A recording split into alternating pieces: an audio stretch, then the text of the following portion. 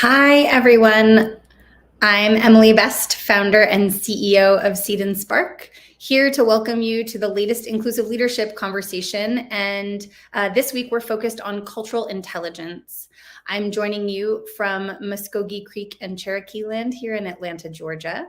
And I'm also joined by the wonderful Bill Pugin from the Sign Language Company, who's here today to make our event more accessible. And I love nothing more than to make Bill sign about how great he is. He's been like a staple of our events, and we're just so lucky to have his partnership and the partnership of the Sign Language Company. So building off the success of this flagship curriculum that we launched at Film Forward called Behaviors of Belonging, we've created a new inclusive leadership curriculum that develops the 6 fundamental traits of inclusive leadership. These are commonly known as the 6 C's. And of course, inside the 6 C's are like a million other letters, but cognizance, curiosity, courage, commitment, cultural intelligence, and collaboration. And to celebrate the launch of this new program, we're hosting a series of interviews with some of our favorite people leaders and how they have used the 6 C's in their own journeys to leadership. And I could not be more excited about today's because Y-Vonne is a legend. Y-Vonne Hutchinson is the founder and CEO of ReadySet. She is the author of How to Talk to Your Boss About Race. Anybody who's been working in equity in media and entertainment knows her name very well. So I want to welcome Y-Vonne to the screen today. Oh no, hopefully there haven't been technical issues. Yay, she's here. Welcome. Thank you for having me. Super stoked, and thank you for that lovely intro. Not sure I deserve it, but thank you. I'm absolutely sure you deserve it. I mean, yours was a name I heard 10,000 times before we ever met.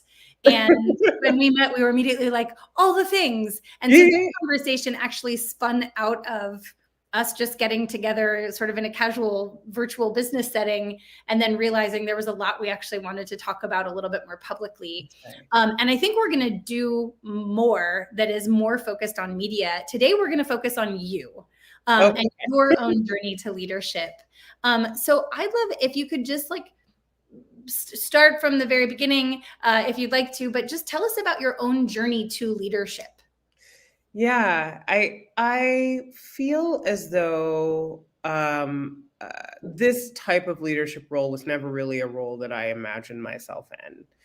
And, I've talked a little bit publicly about my journey to founding ReadySet, and I'll just to kind of recap the story here. The short version is that I spent my past career working as an international human rights lawyer and labor rights advocate. And in my last role, I was working with sugarcane workers who are dying of occupational disease in Nicaragua. And there I really sort of saw the power that work was having over their lives and the power of structural violence. I was used to thinking about violence in sort of wartime scenarios as an exceptional phenomenon.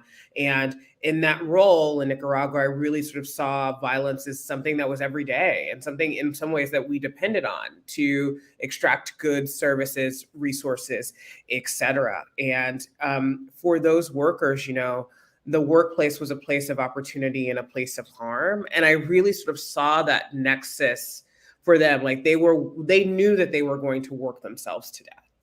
Right. And that was the choice that society forced them to make.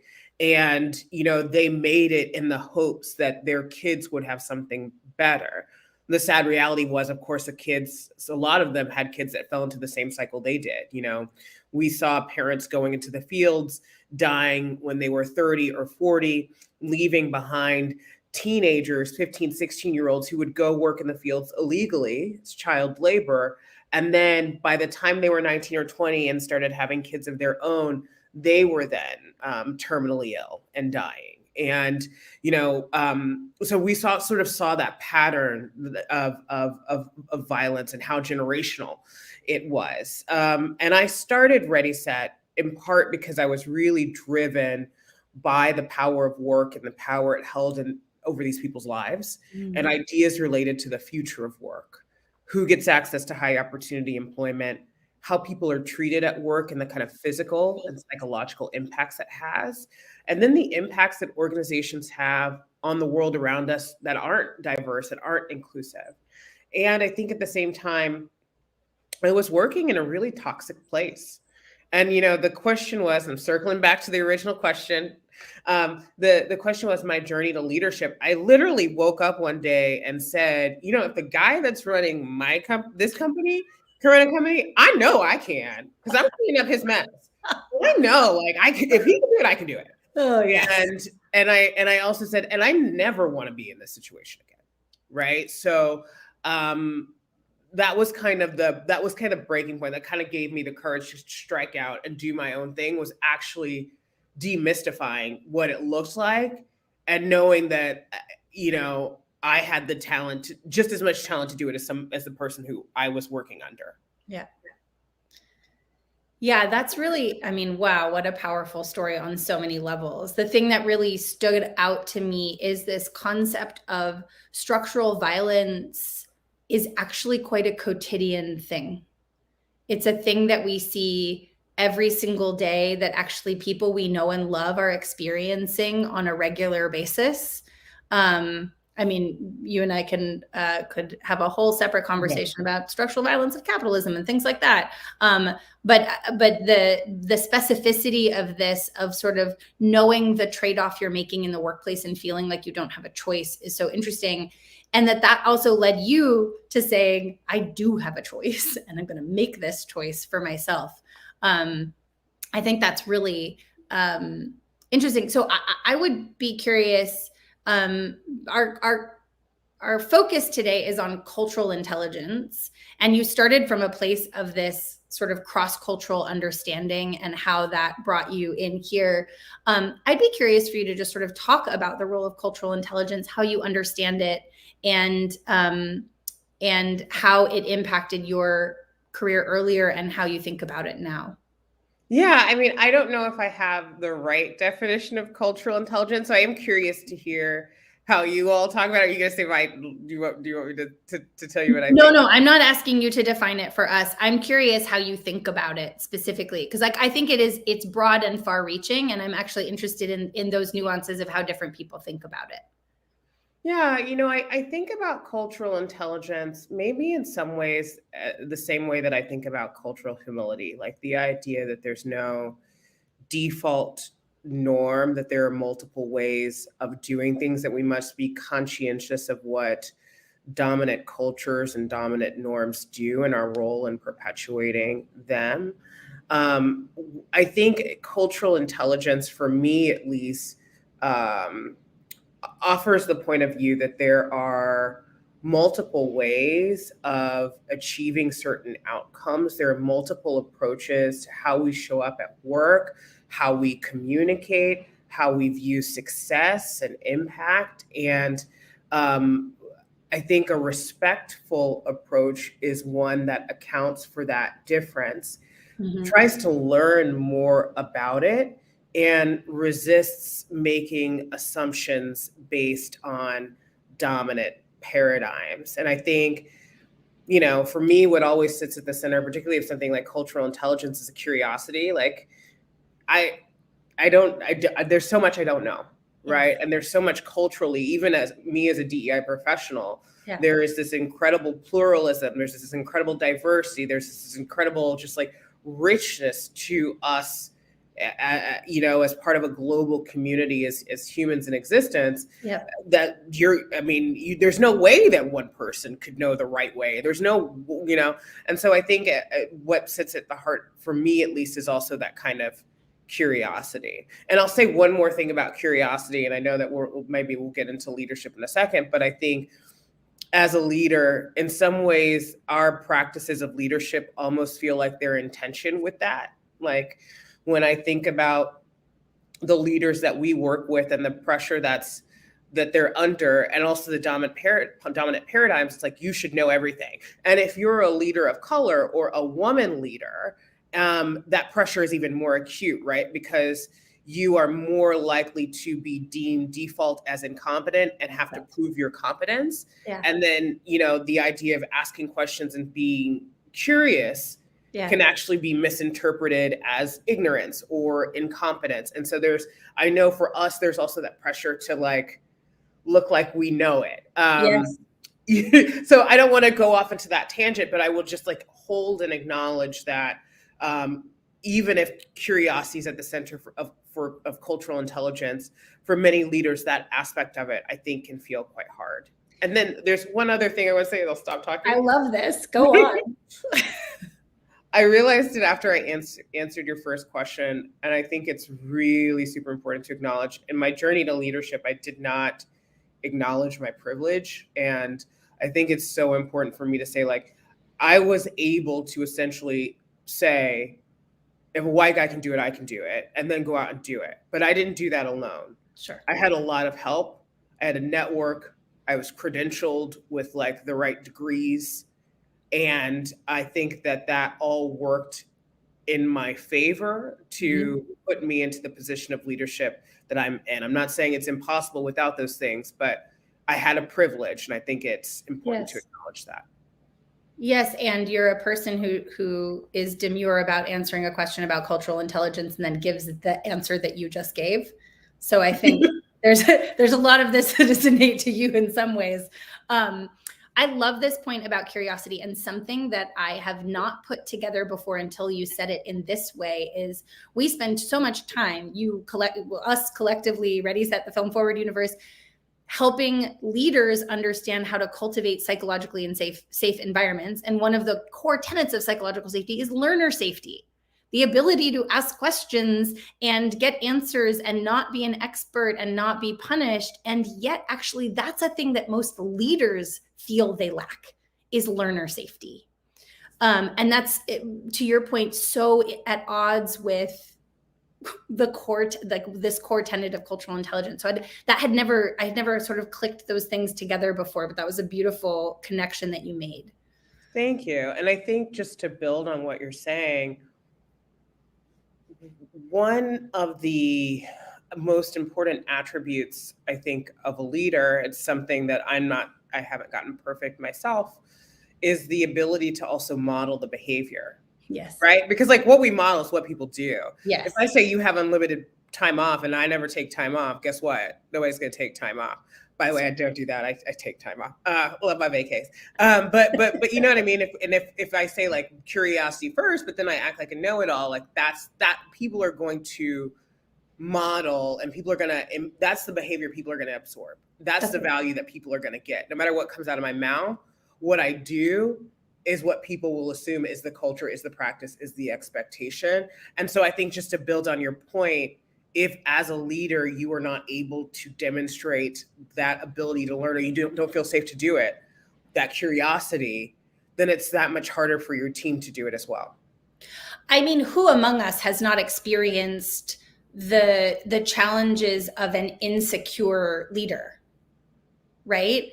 And there are some leaders who are insecure from a personal place, and there are certainly leaders who are insecure from a structural place. And it's really interesting to just think about the difference between those two things. Like, we know the territorial leader, the know-it-all leader, the like must be in a position of sort of political adoration and power. And a lot of that comes from like a lack of safety in being able to be not an expert, which I think is such an interesting way to frame the challenge of cultural intelligence going forward, especially as we're seeing like every product pretty much is a global product now, right? Anything you're doing on the internet is a global product at this point. And so the need for skills to manage diverse teams is greater than ever before. Right.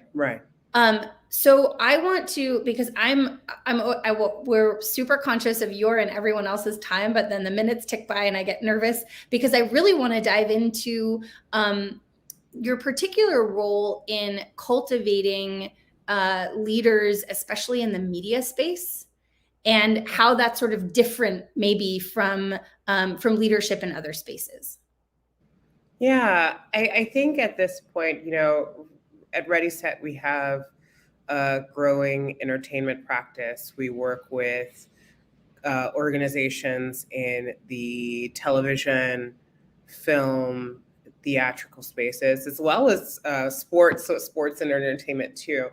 And I think for leaders in these spaces, I mean, the kinds of pressure they're under in some ways is like any other leader, right? Like, you know, pressure to perform, et cetera. But the pressures are also really unique. There's quite a bit of ageism in these spaces. So there is this sort of delicate balance that you have to walk with being experienced and knowledgeable, but not like old and out of date, right? Wow. There's deeply entrenched hierarchies. There's some instability, particularly now as the media landscape really changes, whether we're thinking about in-person entertainment experiences like the theater or whatever, and the impact of COVID, or things like television and the kind of content landscape we have there, and the same with film. But I also think that these leaders are in a unique position of influence, which is one of the reasons why we feel the space is so impactful.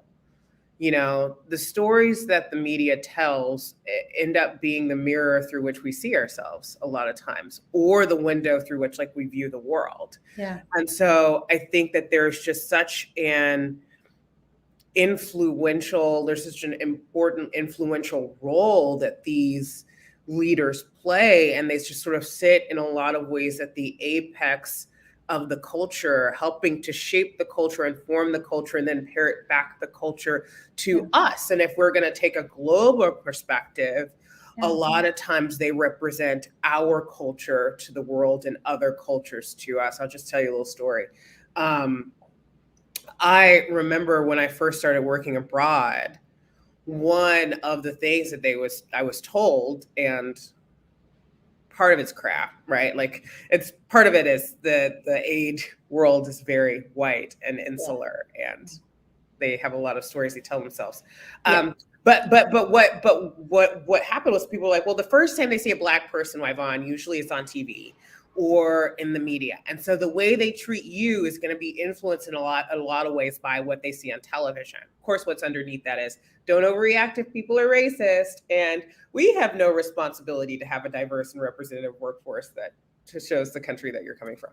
Whatever, put all of that aside. But it's true.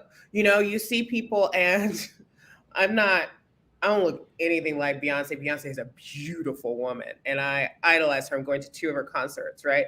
But when I was in another country, I remember I was going through the store, I had a hat on, long weave out, and they were like, oh, it's Beyonce, because that was the only other Black woman they knew. I don't look anything like that goddess. Okay, let me just own that. You don't have to say anything, YouTube. I know, right? So they're like, oh, and then they're like, tell us about sports. Tell us about and it is.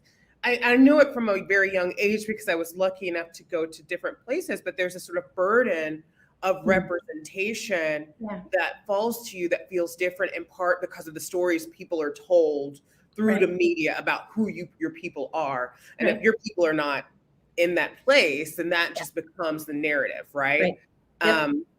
So yeah, I will stop talking, but I think that it plays to the uniqueness of it. Well, so it makes me think a lot about the cultural intelligence of media leaders and their ability to model that throughout the organization, because of course, like, a very, very senior leader in a media organization is not just greenlighting things, they're managing a bunch of people who are greenlighting things. And if you're joining us from far outside Hollywood, that just means these are the decision makers who decide what gets made and what doesn't get made. I don't want to make this too much insider baseball, but I think it's really interesting. I'd love to just hear a little bit more about, like, what is the applicability then? How do we think about cultural intelligence in a space like media, where there's the sphere of influence that is the workplace, and then there's the sphere of influence that is the world? Yeah. I mean, I think it starts with the work. This is how we choose to build our model. I think it in some ways starts with the workplace and then it ripples out into the world. I think the issue with quite a lot of media organizations is that even though we've seen some increases in diversity, there's still not a lot of people from underrepresented and marginalized backgrounds in positions of power. So, you mentioned greenlighting, which is just approving what stories you're getting told, but it's not just greenlighting, it's things like marketing budgets. It's things Yes. like who's gonna, who's getting what come campaign season, right? It's what does the poster look like? What does the poster look like in the US versus what does it look like in China? You know what I mean? Like it's so much. And so I saw the 12 Years a Slave poster abroad that had Brad Pitt's face on it. I saw that. Yeah.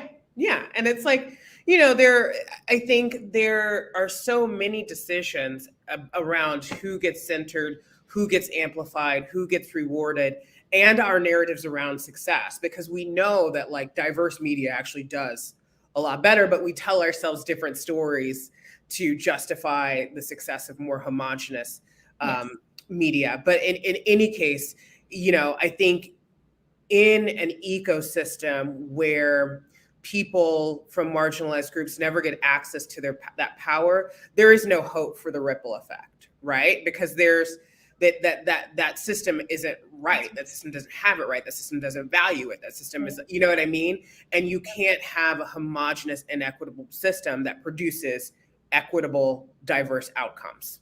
It just doesn't happen like that. So I think, we connect the inside to the outside. We say, if we get these values right internally in our organizations, we're more likely to promote them externally. When we learn how to engage in these behaviors, we're able to teach others how to engage these behaviors and model them for broader audiences, right? If we are able to lift these people up internally, then those people are more likely to lift others up externally as well. So I think that's how we make the connection. I think we see the two things as connected, and definitely we start at the organizational level. I love that so much. I think a lot about organizational inertia and about how sometimes you're training people who are going to go right back into an organization that has the structures in place that sort of maintain a certain inertia. So I'd be curious, can you share some of the ways you help your clients think about cultural intelligence inside the organization? Yeah, I mean, I think you can't just train folks, right? Like, I think if you do training without the structural work, sometimes you set people up for failure precisely for the reasons that you've outlined, right? You need both. And on the off chance that you don't necessarily have access to both and you're just doing training, you at least need to train people in power first so that they can open the door for other people who are also trying to make a difference in an organization, right? And model those behaviors that you want to train on. In my book, I talk a little bit about how to think about organizational inertia, how to set realistic goals for yourself and others, and how to think about your sphere of influence, right? So, assuming I'm that one person that's like, well, I'm an ally, what do I do? I do think that there are ways that we can change systems without necessarily taking that top-down approach and sort of working collectively with other people who are like-minded to do that work. But the inertia is real, and it's not just inertia. Like, it is people who are invested and who have benefited from existing power structures who don't want them to change. That's right. Like, it's not inertia. It's opposition in a lot of ways. Yeah, both of those things are, and the two of those together are a really powerful force against change. I mean, I think we're seeing this in a broader social context, right? Is that there's the inertia of the structures, and then there's really powerful opposition to progress as we are simply saying that certain people and things exist. Right. And so that I think is sort of an ongoing challenge. And it's interesting to think how it interacts within the broader cultural context, right? Like, the workplaces are really a microcosm, and they're sitting inside a set of structures that we're also battling against all the time. So I'd be curious, just to zoom out really quickly, because we've talked a lot about cultural intelligence. Is there, and we're getting down to the end. No, I want to do this for 3 more hours. I'd be curious just to hear what are the other sort of, or for you, what is if you said, okay, aside from cultural intelligence and curiosity, this is the most important thing to me, or these are the 2 or 3 kind of pieces of advice around inclusive leadership I really would like to impart. So yeah, I'm just looking. I look up as I think, and I'm so conscious that I look like I'm rolling my eyes. I'm not. I didn't feel like you were rolling. I think for me, cultural intelligence is really important. I think empathy. There's research around how power impacts one's ability to empathize with others, and so I think really being proactive around empathy and making sure that skill does not atrophy within you, that ability is really important. I think that now that brings up something else for me, which is I also think that understanding power, like when we have very limited, I think, very binary ways of viewing power, particularly within organizations, no matter where we sit in the organization. When we're sort of at the top, there's this idea of like, we may not be cognizant of the impacts of our power on others. We may not fully recognize how our power insulates us. We may not know when we're exercising our power in ways that can be hurtful and harmful.